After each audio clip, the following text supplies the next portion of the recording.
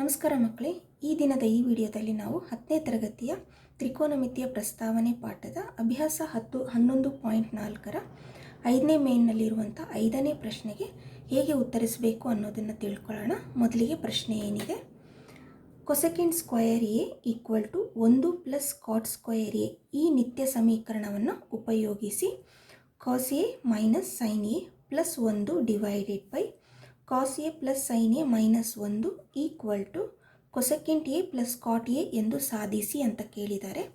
ಇದನ್ನು ಸಾಧಿಸಲಿಕ್ಕೆ ನಾವು ತ್ರಿಕೋನಮಿತಿಯ ನಿತ್ಯ ಸಮೀಕರಣ ಅಂದರೆ cosecant square A equal to 1 plus cot square A ಈ ನಿತ್ಯ ಸಮೀಕರಣವನ್ನು ಉಪಯೋಗಿಸಬೇಕು ಅಂತ ಹೇಳಿದ್ದಾರೆ.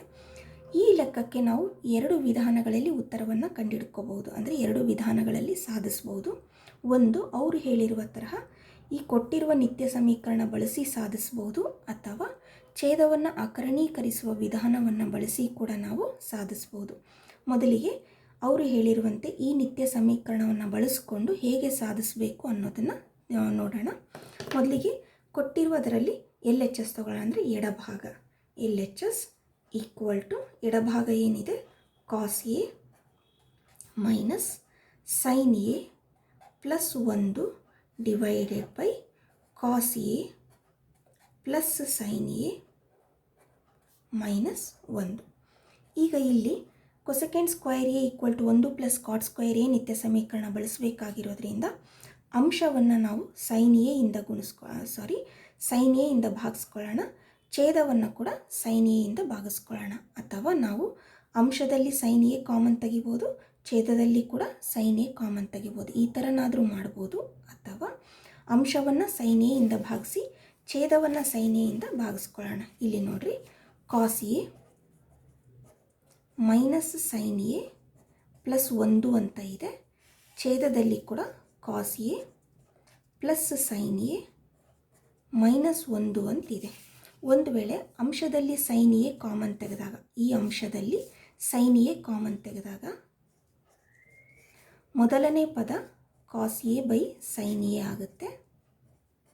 ಯಾಕೆ ಅಂದರೆ ಇಲ್ಲಿ ನಾವು ಇದರಲ್ಲಿ ಸೈನ್ ಎ ಕಾಮನ್ ತೆಗಿಬೇಕಂದ್ರೆ ಇದನ್ನು ಸೈನ್ ಎ ಇಂದ ಗುಣಿಸಿ ಸೈನ್ ಎ ಇಂದ ಭಾಗಿಸಿದಾಗ ಈ ಸೈನ್ ಎ ಅನ್ನು ಹೊರಗಡೆ ಕಾಮನ್ ತೆಗೆದಿರ್ತೀವಿ, ಆಗ ಉಳಿಯುವುದು cos A by sine A minus ಈ ಪದದಲ್ಲಿ ನಾವು ಸೈನ್ ಎ ಕಾಮನ್ ತೆಗೆದಿದ್ದೀವಿ ಆದ ಕಾರಣ 1 ಉಳಿಯುತ್ತೆ, ಪ್ಲಸ್ ಇಲ್ಲಿ ಕೂಡ ಸೈನ್ ಎ ಕಾಮನ್ ತೆಗಿಬೇಕಾಗಿರೋದ್ರಿಂದ sine A by sine A ಅಂತ ಬರ್ಕೊಂಡಾಗ ಸೈನ್ ಎ ಕಾಮನ್ ತೆಗಿತೀವಿ, ಛೇದದಲ್ಲಿ ಸೈನ್ ಎ ಉಳಿಯುತ್ತೆ, 1 ಬೈ ಸೈನ್ ಎ. ಅದೇ ತರಹ ಛೇದದಲ್ಲಿ ಕೂಡ ಸೈನ್ ಎ ಕಾಮನ್ ತೆಗಿಬೇಕು, ಇಲ್ಲಿ ಸೈನ್ ಎ ಕಾಮನ್ ತೆಗೆದಾಗ ಈ ಕಾಸ್ ಎ ಪದದಲ್ಲಿ ಸೈನ್ ಎ ಕಾಮನ್ ತೆಗೆದಾಗ cos A by sine A ಉಳಿಯುತ್ತೆ. ನೋಡಿರಿ, ನಾವು ವಾಪಸ್ ಇದನ್ನು ಗುಣಿಸಿದಾಗ ನಮಗೆ ಕಾಸ್ ಎನೇ ಬರಬೇಕು, ಈ ಪದವನ್ನು ಗುಣಿಸಿದಾಗ ಸೈನ್ ಎ ಕ್ಯಾನ್ಸಲ್ ಆಗಿ ಕಾಸ್ ಎನೇ ಉಳಿಯುತ್ತೆ. ಅಂದರೆ ನಾವು ಏನೇ ಮಾಡಿದರೂ ಕೂಡ ಕೊಟ್ಟಿರುವುದರ ಬೆಲೆ ವ್ಯತ್ಯಾಸ ಆಗಬಾರ್ದು. ನಂತರ ಪ್ಲಸ್ ಸೈನ್ ಎ ಕಾಮನ್ ತೆಗೆದಿದ್ದೀವಿ, 1 ಉಳಿಯಿತು, ಮೈನಸ್ ಇದರಲ್ಲಿ ಸೈನ್ ಎ ಕಾಮನ್ ತೆಗೆದೀವಿ, ಇಲ್ಲಿ ಯಾವ ಥರ ಮಾಡಿದ್ದೀವಿ ಅದೇ ಥರ 1 ಬೈ ಸೈನ್ ಎ. ಆಗ ಇಲ್ಲಿ ಸೈನು ಕ್ಯಾನ್ಸಲ್ ಆಗುತ್ತೆ, cos A by sine A ಅಂದರೆ ಕಾಟ್ ಎ ಮೈನಸ್ ಇದು 1 ಪ್ಲಸ್ 1 ಬೈ ಸೈನ್ ಎ ಅಂದರೆ ಕೊಸೆಕೆಂಟ್ ಎ ಡಿವೈಡೆಡ್ ಬೈ ಇಲ್ಲಿ ಕೂಡ cos A by sine A ಅಂದರೆ ಕಾಟ್ ಎ ಪ್ಲಸ್ 1 ಮೈನಸ್ ಇದು ಕೊಸೆಕೆಂಟ್ ಎ. ನೀವು ಈ ಥರನಾದರೂ ಕೂಡ ಸೈನ್ ಎ ಕಾಮನ್ ತೆಗೆದಾದರೂ ಮಾಡಬಹುದು, ಅಥವಾ ನಾವು ಇಲ್ಲಿ ಹೇಳಿದಂಗೆ ಅಂಶವನ್ನು ಕೂಡ ಸೈನ್ ಎ ಇಂದ ಭಾಗಿಸ್ಕೊಳ್ಳೋಣ, ಛೇದವನ್ನು ಕೂಡ ಸೈನ್ ಎ ಇಂದ ಭಾಗಿಸ್ಕೊಳ್ಳೋಣ. ಅಂದರೆ ಇಲ್ಲಿ ಸೈನ್ ಎ ಕಾಮನ್ ತೆಗೆದಾದರೂ ಈ ಥರ ಮಾಡ್ಬೋದು, ಅಥವಾ ಇನ್ನೊಂದು ವಿಧಾನದಲ್ಲಿ ಸೈನ್ ಎ ಇಂದ ಭಾಗಿಸಿ ಆದರೂ ಕೂಡ ನಾವು ಮಾಡ್ಕೋಬೋದು. ಈಗ ಅಂಶವನ್ನು ಸೈನ್ ಎ ಇಂದ ಭಾಗಿಸ್ತೀನಿ, ಛೇದವನ್ನು ಕೂಡ ಸೈನ್ ಎ ಇಂದ ಭಾಗಿಸ್ತೀನಿ. ಅಂಶ ಮತ್ತು ಛೇದ ಸೈನ್ ಎ ಇಂದ ಭಾಗಿಸಿದಾಗ, ಅಂಶ ಮತ್ತು ಛೇದ ಸೈನ್ ಎ ನಿಂದ ಭಾಗಿಸಿದಾಗ,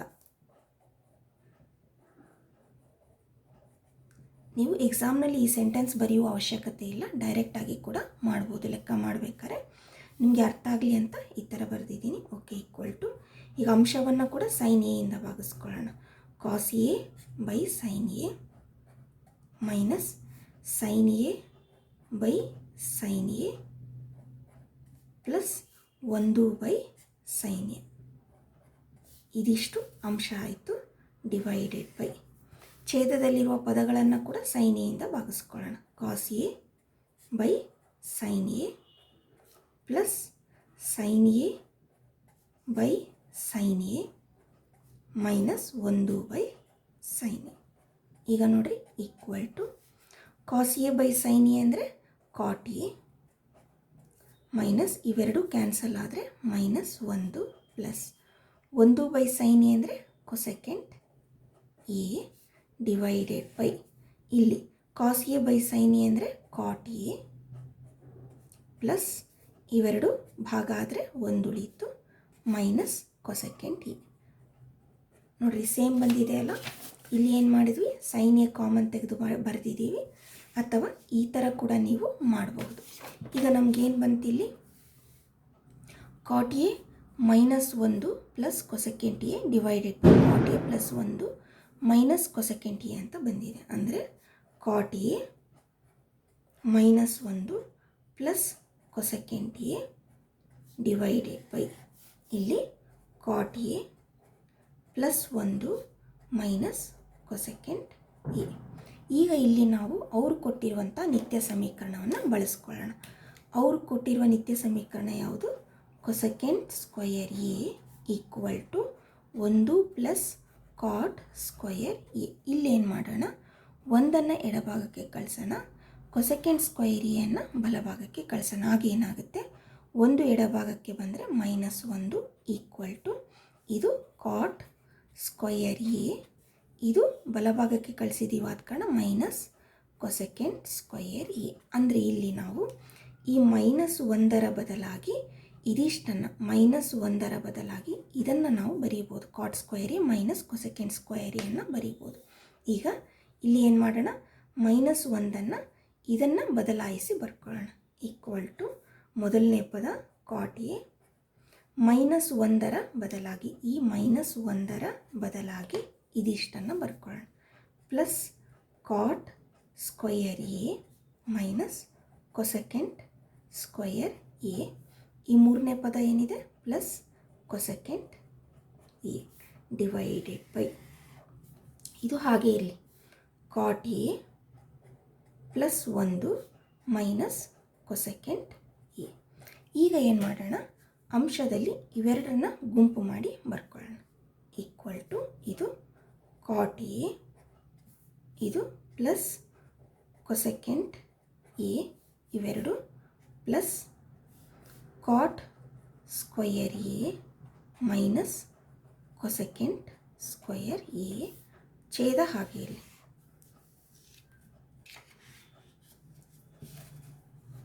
ಕಾಟ್ A plus 1 minus cosecant A.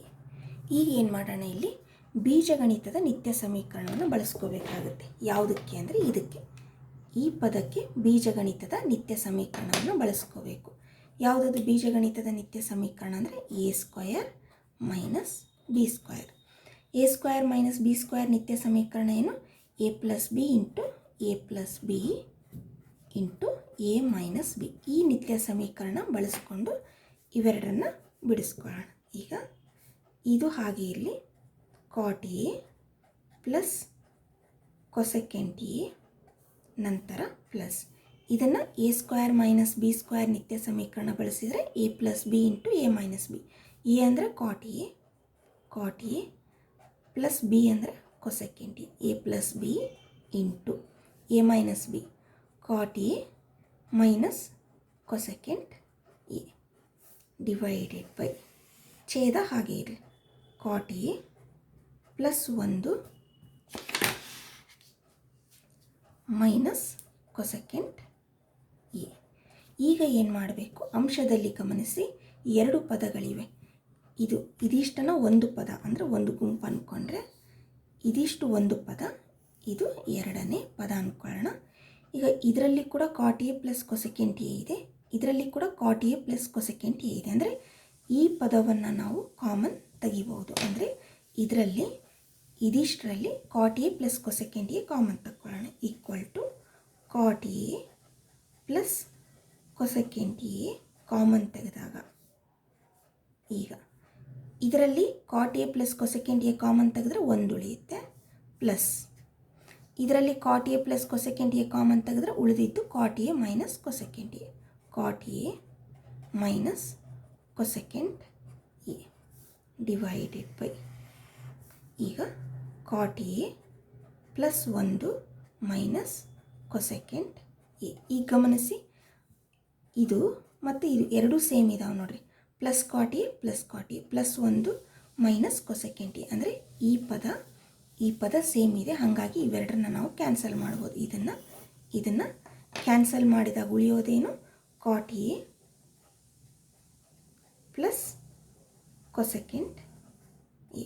ಇದೇ ಬಂತಲ್ಲ RHS equal to RHS.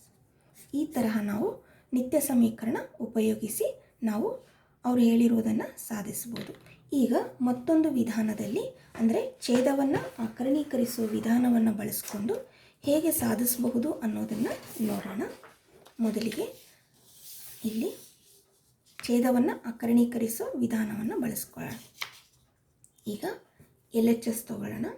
LHS equal to ಏನಿದೆ cos A minus sine A plus 1 divided by cos A plus sine A minus 1.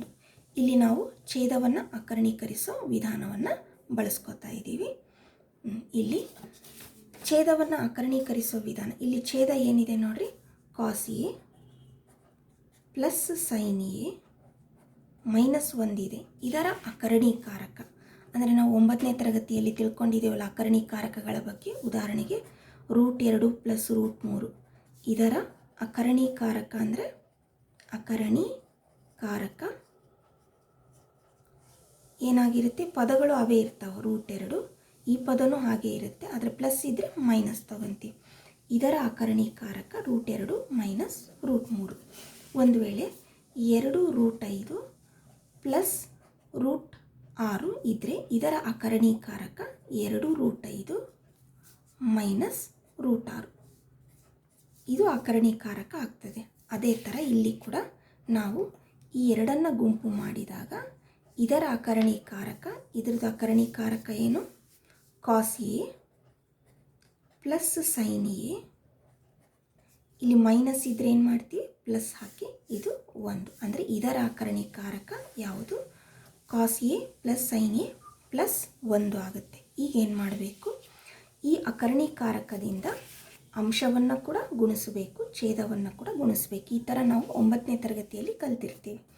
ಈಗ ಅಲ್ಲಿ ನಾವು ಕರ್ಣಿಗಳಿಗೆ ಅಕರ್ಣೀಕರಿಸುವುದನ್ನು ಕಲ್ತಿದ್ದೀವಿ. ಅದನ್ನು ನಾವಿಲ್ಲಿ ಈ ತ್ರಿಕೋನಮಿತಿಯ ಸಾಧಿಸುವುದಕ್ಕೆ ಉಪಯೋಗ ಮಾಡಿಕೊಳ್ಳೋಣ. ಈಗ ಇಲ್ಲಿ ಅಂಶವನ್ನು ಕೂಡ ಅಕರ್ಣೀಕಾರಕದಿಂದ, ಇದರ ಅಕರ್ಣೀಕಾರಕ ಏನು, ಇವೆರಡು ಗುಂಪು ಮಾಡ್ತೀವಿ, ಇದನ್ನು ಮತ್ತು ಇದನ್ನು.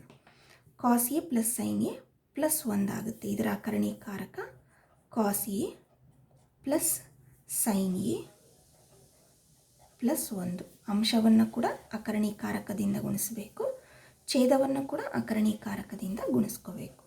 Cos A plus sine A plus 1 ಎರಡನ್ನೂ ಗುಣಿಸ್ಕೋಬೇಕು. ಈಗ ಏನು ಮಾಡೋಣ, ಅಂಶ ಇಂಟು ಅಂಶ, ಛೇದ ಇಂಟು ಛೇದ. ನೋಡಿರಿ ಇವೆರಡು ಒಂದು ಗುಂಪು ಐತಲ್ಲ. ಈಗ ಇಲ್ಲಿ ಅಂಶ ಇಂಟು ಅಂಶ, ಛೇದ ಇಂಟು ಛೇದ, ಇದು ಇಂಟು ಇದು. Cos A minus sine A plus 1 into ಇಲ್ಲಿ cos A plus sine A plus 1 divided by ಛೇದದಲ್ಲಿ ನಾವು ಬೀಜಗಣಿತದ ನಿತ್ಯ ಸಮೀಕರಣವನ್ನು ಬಳಸ್ತಿದ್ದೀವಿ. ಏನಂದರೆ ಇದಿಷ್ಟನ್ನು ಎ ಅಂದ್ಕೊಂಡು ಇದನ್ನು ಬಿ ಅಂದ್ಕೊಂಡ್ರೆ ಎ ಮೈನಸ್ ಬಿ ಆಯಿತು. ಇದೇನಾಯಿತು A plus B. A plus B into A minus B ಸೂತ್ರ ಏನು, A square minus B square ಅಲ್ಲ. ಅದನ್ನು ಇಲ್ಲಿ ಉಪಯೋಗ ಮಾಡ್ಕೊಳ್ಳೋಣ. ಇಲ್ಲಿ ಎ ಅಂದರೆ cos A plus sine A square minus B square ಅಂದರೆ ಬಿ ಜಾಗದಲ್ಲಿ ಒಂದಿದೆ, ಹಾಗಾಗಿ 1 ಸ್ಕ್ವೇರ್. ಏನು ಮಾಡಿದ್ವಿ, ಛೇದಕ್ಕೆ ನಿತ್ಯ ಸಮೀಕರಣ ಬಳಸಿದ್ವಿ. ಯಾವುದು, ಬೀಜಗಣಿತದ ನಿತ್ಯ ಸಮೀಕರಣ. ಈಗ ಅಂಶದಲ್ಲಿ ಏನು ಮಾಡಬೇಕಂದ್ರೆ ಮೊದಲನೇ ಪದದಿಂದ ಇದನ್ನು ಗುಣಿಸ್ಕೋಬೇಕು, ಎರಡನೇ ಪದದಿಂದ ಇದನ್ನು ಗುಣಿಸ್ಕೋಬೇಕು, ಮೂರನೇ ಪದದಿಂದ ಕೂಡ ಇದನ್ನು ಗುಣಿಸ್ಕೋಬೇಕಂದ್ರೆ ಕಾಸ್ ಎಯಿಂದ ಇದಿಷ್ಟನ್ನು ಗುಣಿಸ್ಕೋಬೇಕು. ಕಾಸ್ ಎ ಇಂಟು ಇಲ್ಲೇನಿದೆ cos A plus sine A plus 1, ಇದು ಮೊದಲನೇ ಪದ. ಎರಡನೇ ಪದ ಏನಿದೆ ಮೈನಸ್ ಸೈನ್ ಎ ಇಂಟು ಇಲ್ಲಿ cos A plus sine A plus 1. ಮೂರನೇ ಪದ ಏನಿದೆ ಪ್ಲಸ್ 1 ಇದೆ, plus 1 into cos A plus sine A plus 1. ಇದು ಅಂಶ ಆಯಿತು. ಡಿವೈಡೆಡ್ ಬೈ ಛೇದ ಹಾಗೆ ಇರಲಿ. Cos A plus sine A whole square minus 1 square ಮಾಡಿದರೆ 1 ಬರುತ್ತೆ. ಈಗ ಇಲ್ಲಿ ಗುಣಿಸಿ ಬ್ರ್ಯಾಕೆಟ್ಗಳನ್ನು ಬಿಡಿಸ್ಕೊಳ್ಳೋಣ. ಈಕ್ವಲ್ ಟು ಅಂಶ cos A into cos A cos square A plus cos A into sine A cos A into sine A plus cos A ಅನ್ನು 1ರಿಂದ ಗುಣಿಸಿದರೆ cos A, ಇದು ಮೊದಲನೇ ಪದ ಆಯಿತು. ಈಗ ಎರಡನೇ ಪದ ಮೈನಸ್ ಇದು sine A into cos A sine A into cos A minus into plus minus sine A into sine A sine square A ಆಗುತ್ತೆ. ಮೈನಸ್ ಇಂಟು ಪ್ಲಸ್ ಮೈನಸ್ ಇದನ್ನು ಗುಣಿಸಿದರೆ ಸೈನ್ ಎ, ಇದು ಆಯಿತು. ನೆಕ್ಸ್ಟ್ ಇಲ್ಲಿ plus 1 into cos A plus into plus plus 1 into sine A plus into plus plus 1 ಇದಿಷ್ಟು ಅಂಶ ಆಯಿತು. ಛೇದದಲ್ಲಿ ಈಗೇನು ಮಾಡೋಣ, ಇಲ್ಲಿ ಮತ್ತೆ ಬೀಜಗಣಿತದ ನಿತ್ಯ ಸಮೀಕರಣ ಬಳಸ್ಕೋಬೇಕು. ಯಾವುದಂದರೆ A plus B whole square. A plus B whole square ಸೂತ್ರ ಏನು, A square plus B square plus 2ab. ಆ ಸೂತ್ರವನ್ನು ಇಲ್ಲಿ ಬಳಸ್ಕೊಳ್ಳೋಣ. ಎ ಸ್ಕ್ವೇರ್ ಅಂದರೆ cos square A plus B square ಅಂದರೆ sine square A plus 2ab ಅಂದರೆ 2 ಕಾಸ್ ಎ ಸೈನ್ ಎ. ಇನ್ನೇನು ಮಾಡಿದ್ವಿ, A plus B whole square ನಿತ್ಯ ಸಮೀಕರಣ ಬೀಜಗಣಿತದ ನಿತ್ಯ ಸಮೀಕರಣ ಬಳಸಿ ವಿಸ್ತರಿಸಿದ್ದೀವಿ. ಉಳಿದಿದ್ದು -1. ಈಗ ಅಂಶದಲ್ಲಿ ಗಮನಿಸಿ, ಅಂಶದಲ್ಲಿ plus cos A into sine A into cos ಇವೆರಡು ಪದ ಸೇಮ್ ಇದಾವೆ. ಪ್ಲಸ್ ಇದೆ ಮೈನಸ್ ಇದೆ ಕ್ಯಾನ್ಸಲ್ ಆಗುತ್ತೆ, ಅಂದರೆ ಈ ಎರಡೂ ಪದಗಳು ಕ್ಯಾನ್ಸಲ್ ಆಯಿತು. ಪ್ಲಸ್ ಕಾಸ್ ಎ ಎರಡಕ್ಕೂ ಪ್ಲಸ್ ಇದೆ, ಕೂಡಿಸಿದರೆ 2 ಕಾಸ್ ಎ ಆಗುತ್ತೆ. Minus sine A plus sine A, ಇದು ಚಿಹ್ನೆಗಳು ಬೇರೆ ಬೇರೆ ಇದಾವೆ, ಇವೆರಡು ಕ್ಯಾನ್ಸಲ್ ಆದವು. ಈಗ ಉಳಿದಿದ್ದನ್ನು ಬರ್ಕೊಳ್ಳೋಣ. ಈಕ್ವಲ್ ಟು ಇಲ್ಲೇನು ಉಳೀತು, cos square A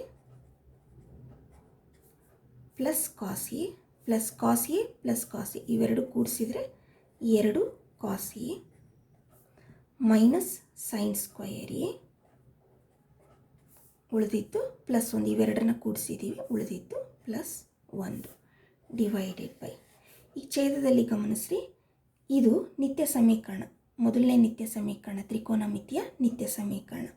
sine square A plus cos square ಎನ ಬೆಲೆ 1 ಅಲ್ಲ, ಅದನ್ನೇನು ಮಾಡೋಣ, ಇದಕ್ಕೆ ನಿತ್ಯ ಸಮೀಕರಣ ಬಳಸಿದರೆ 1 ಆಯಿತು.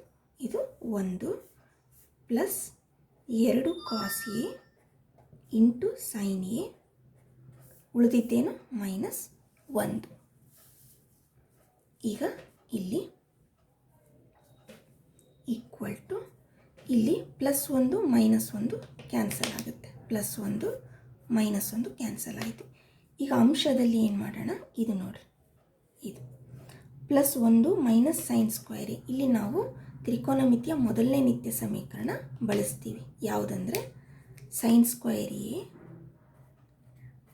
Plus cos square A plus 1 equal to 1 ಅಂತಿದೆ ಅಲ್ಲ, ಇಲ್ಲಿ ಏನು ಮಾಡೋಣ, ಸೈನ್ ಸ್ಕ್ವಯರ್ ಎನ ಬಲಭಾಗಕ್ಕೆ ಕಳಿಸಿದರೆ cos square A equal to 1 minus sine square A, ಅಂದರೆ 1 ಮೈನಸ್ ಸೈನ್ ಸ್ಕ್ವಯರ್ ಎ ಬದಲಾಗಿ ಕಾಸ್ ಸ್ಕ್ವಯರ್ ಎ ಅನ್ನು ಬರೀಬಹುದು ನಾವು. ಹಾಗಾಗಿ ಇಲ್ಲಿ ಅಂಶದಲ್ಲಿ ಈ ಕಾಸ್ ಸ್ಕ್ವಯರ್ ಎ ಹಾಗೆ ಇರಲಿ, ಪ್ಲಸ್ 2 ಕಾಸ್ ಎ ಕೂಡ ಹಾಗೆ ಇರಲಿ. ಇದಕ್ಕೆ ನಿತ್ಯ ಸಮೀಕರಣ ಬಳಸಿದರೆ plus cos square A plus cos square A divided by ಛೇದದಲ್ಲಿ ಏನು ಉಳಿಯಿತು 2 cos A into sine A ಉಳಿಯಿತು.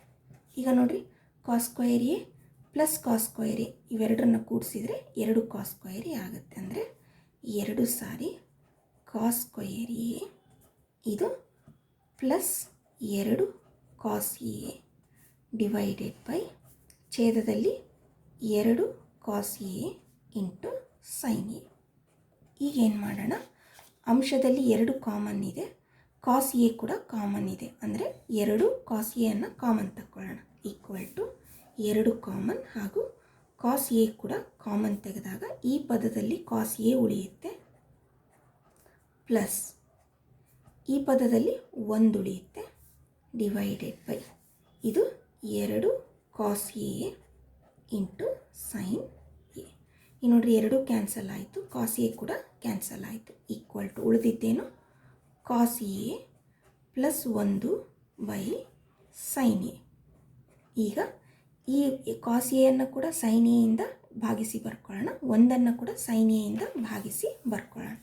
Equal to cos A by sine A plus 1 by sine A equal to cos A by sine A ಅಂದರೆ cot A plus 1 by sine A ಅಂದರೆ cosecant A. ಇದೆಲ್ಲ ಅವ್ರು ಕೇಳಿರುವಂಥ R H S equal to R H S. ಈ ತರಹ ನಾವು ನಿತ್ಯ ಸಮೀಕರಣ ಅವ್ರು ಹೇಳಿರುವಂತೆ ನಿತ್ಯ ಸಮೀಕರಣ ಉಪಯೋಗಿಸಿ ಕೂಡ ಸಾಧಿಸ್ಬೋದು, ಅಥವಾ ಛೇದವನ್ನು ಆಕರ್ಣೀಕರಿಸೋ ವಿಧಾನವನ್ನು ಕೂಡ ಬಳಸ್ಕೋಬಹುದು.